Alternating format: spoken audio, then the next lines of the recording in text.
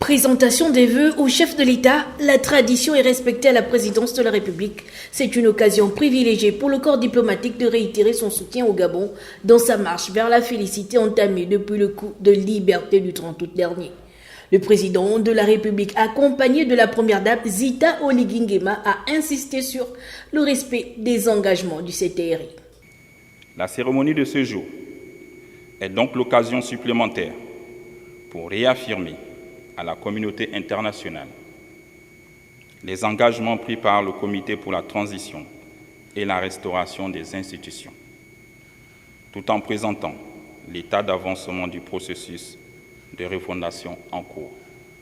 Le CTRI qui œuvre pour des institutions crédibles sur lesquelles seront bâties une démocratie forte, une bonne gouvernance avec en filigrane le respect des droits de l'homme tient à la consolidation des liens de coopération bilatérale entre le Gabon, les partenaires au développement et les différentes nations accréditées sur le sol gabonais. Cette rencontre m'offre également l'opportunité de renouveler l'intérêt que j'accorde au raffermissement des liens de fraternité, d'amitié et de coopération qui unissent si heureusement le Gabon et chacun des États et organisations que vous représentez. Dans son adresse au chef de mission diplomatique, le président de la République, le général Brice Clotaire Oligui Nguema, a relevé les avancées et mécanismes mis en œuvre pour préserver le vivre ensemble. Monsieur le vice-doyen du corps diplomatique, vous êtes observateur et témoin avisé de nos difficultés, mais aussi des efforts que le peuple gabonais et ses nouveaux dirigeants déploient pour faire face aux défis multiformes visant à préserver l'unité nationale, la cohésion sociale et la paix, ainsi que pour assurer la prospérité et le développement du Gabon.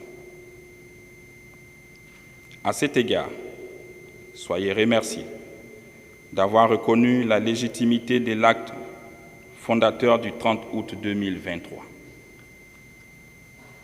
Depuis lors, je n'ai ménagé aucun effort pour que le Gabon reprenne sa juste place dans le concert des nations. Le respect de la feuille de route du CTRI et la grande concertation nationale attendue dans les prochains jours ont captivé l'attention de l'Assemblée. Le chronogramme de la transition que j'ai présenté au secrétaire général des Nations Unies le 18 décembre dernier est en pleine mise en œuvre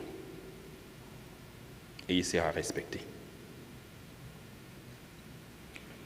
En ce mois de janvier 2024, je recevrai le rapport de synthèse de plus de 20 000 contributions formulées par les Gabonais et Gabonaises, désireux de s'impliquer pleinement dans la restauration des institutions de leur pays. Ces contributions serviront de base aux discussions du dialogue national inclusif. Le bilan du Gabon après 2 ans assiégé comme membre non permanent du Conseil de sécurité des Nations Unies a permis au président de la transition de noter le rôle du Gabon dans l'édification d'un monde plus pacifié et revenir sur la paix qui règne dans notre pays.